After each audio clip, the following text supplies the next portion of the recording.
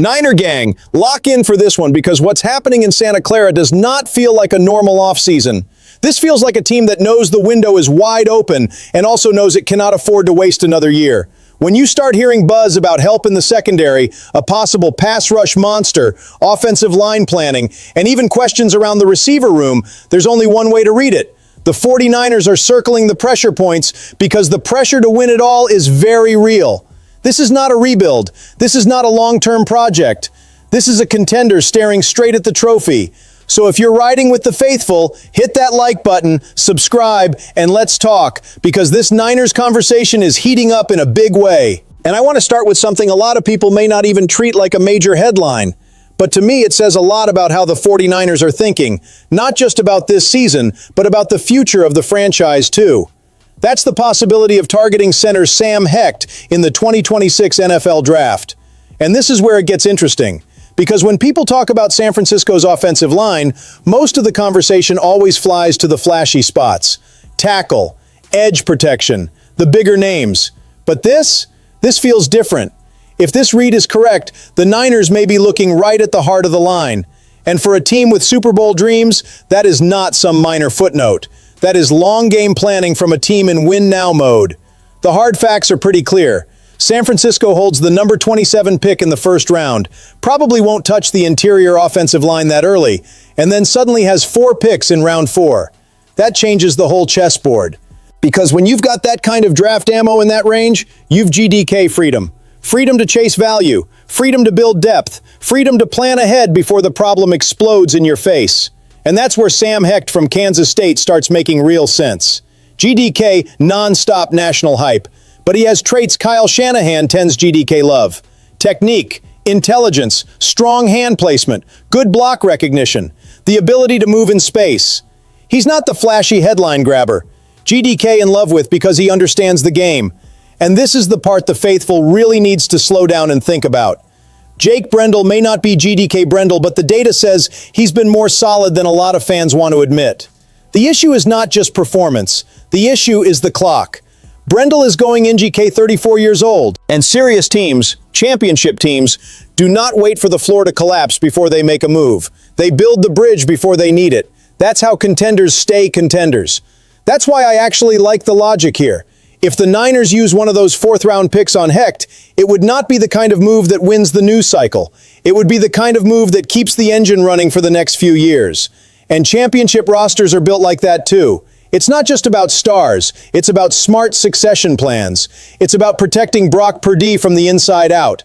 It's about keeping the offense stable where games are really won and lost. If John Lynch is truly looking in this direction, I'm telling you right now, it fits perfectly with the mindset of a team that refuses to let the Super Bowl window slam shut because of poor planning. Now let's crank up the temperature, because the next name on the radar is Justin Simmons. And this is exactly the kind of rumor that makes the entire fan base stop mid-scroll and say, hold on, are we really doing this?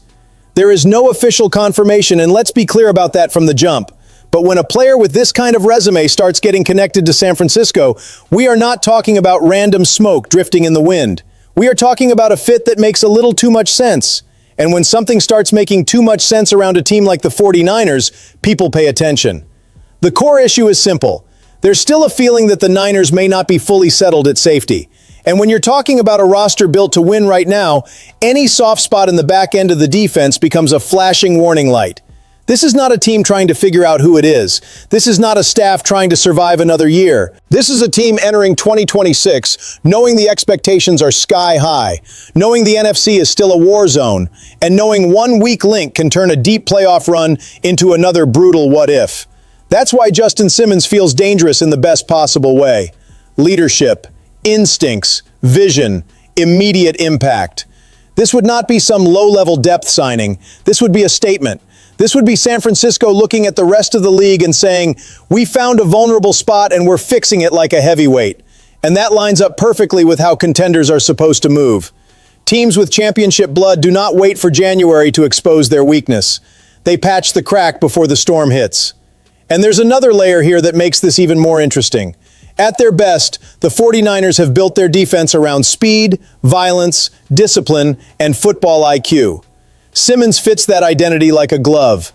If this becomes real, the impact would not just be tactical, it would be emotional. You put a respected veteran like that in the deep part of the field and suddenly the communication sharpens, the confidence rises, and the entire unit starts carrying itself differently. So now I want to hear from you. If this rumor starts picking up real steam, are you going all in on Justin Simmons without a second thought? Or do you think the 49ers should save those resources for another position? Drop that in the comments right now. And if you also feel like a real contender cannot gamble with uncertainty in the secondary, smash that like button. Because one thing is clear, when a rumor starts fitting a win-now team this perfectly, the faithful starts listening. And this one is starting to feel very real. But then we get to the part that really lights the fuse. Myles Garrett. Yeah, that kind of name does not just casually wander into the conversation. When analysts like Gary Davenport, John Breach, and Connor Orr start linking San Francisco to a pass rusher of that magnitude, the reaction from the fan base is immediate. If there is even a crack in that door, how do you not at least look through it? The facts here are brutal. The 49ers finished the 2025 season with just 20 sacks, dead last in the NFL. For a team with Super Bowl ambitions, that is a 5-alarm fire. You can have talent on offense, you can have structure, you can have a quarterback, you can have coaching. But if you cannot heat up the pocket, you are living on borrowed time. And that gets even more dangerous in January, when every snap is heavier and great quarterbacks have to feel ghosts around them. Then you look at Garrett, coming off a 23-sack season and another Defensive Player of the Year award, and the imagination starts running wild. Of course, a trade like that feels unlikely. There are salary cap hurdles. There is the cost in picks. There is also the scar tissue from the Trey Lance trade, which still lingers anytime people talk about shipping out premium draft capital. All of that is real, and that is exactly why we have to separate what we want from what is actually likely. But here's my take. True contenders cannot be afraid of having big conversations. John Lynch has never operated like a passive general manager. Not every swing connects, but the willingness to swing matters when the window is burning bright. And that is exactly where the 49ers are right now. You cannot pretend 12 wins are enough if the pass rush is still disappearing when it matters most. So to me, the fact that this conversation even exists tells you everything. San Francisco knows it needs more impact on defense. If Garrett is impossible, then another major answer has to show up somewhere. Because if this team wants to get back to the top, the defense has to start hunting quarterbacks again instead of just hoping pressure shows up on its own. And finally, we get to Jauan Jennings, which might be the most emotional storyline of the bunch because this one mixes loyalty, production, money, and cold-blooded roster reality. Every Niners fan knows what Jennings has meant in big moments. Everybody knows the toughness, the edge, the attitude, the reason he became such a respected part of this team's identity. Third and Jauan is not just some catchy nickname, it means something. But the NFL is not built on emotion alone. It runs on timing, leverage, and roster math. And that is where this gets complicated fast. The concrete part is this. There was real talk that Jennings could be looking at something around $22 million a year after the contract tension in 2025, when he got a pay bump and essentially bet on himself heading into 2026. But the calendar kept moving. The 2026 league year started on March 11, 2026. And now time has passed without that big deal materializing. That changes the market read. If that number was truly sitting out there waiting for him, chances are it would have happened already. And while all of that has been unfolding, what have the 49ers done? They've moved like a team preparing to live without him. Mike Evans and Christian Kirk were added on deals that basically work like short-term bets. Ricky Pearsall is still in the room. Demarcus Robinson is there. Jordan Watkins gives them a cheaper, younger option with developmental upside. In other words, the roster has already started arranging itself without needing Jennings to walk back through that door. Now here comes the tricky part. Is there football value in bringing him back? Sure, maybe. Depending on the price, depending on the vibe, depending on whether he wants to jump back into that room and compete all over again. But does it make sense strategically? That is a different question, because contenders also have to think about value, depth, chemistry, and the future.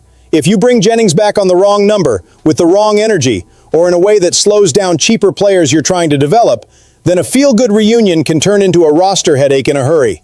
So my read right now is pretty straightforward. Jennings still makes sense because of the style, the identity, and the proven fight he brings to the field. But he only makes sense at the right price and in the right situation. Otherwise, this may be one of those tough moments where a player everybody respects starts drifting out of the picture because the team has to stay sharp and practical in the middle of a title chase. And when you zoom out, that is really the message tying all of this together. The 49ers are moving like a team that understands exactly how heavy this moment is. Whether it's planning for the future on the offensive line, possibly watching the safety market, dreaming about an elite pass rusher, or making a cold calculation on Jauan Jennings, everything points back to the same truth. This team knows the window is real. This team knows the pressure is real. And this team cannot afford to waste another legitimate shot at a championship. So now I want to hear from you. Which of these situations is the most urgent if the 49ers want to stay in the Super Bowl hunt? Is it the offensive line plan? Is it the secondary? Is it the pass rush? Or is the Jennings situation bigger than people think? Jump into the comments, let it fly, and if you're riding with the red and gold all the way, make sure you like, subscribe, and stay locked in, because this thing in Santa Clara feels like it's building towards something big.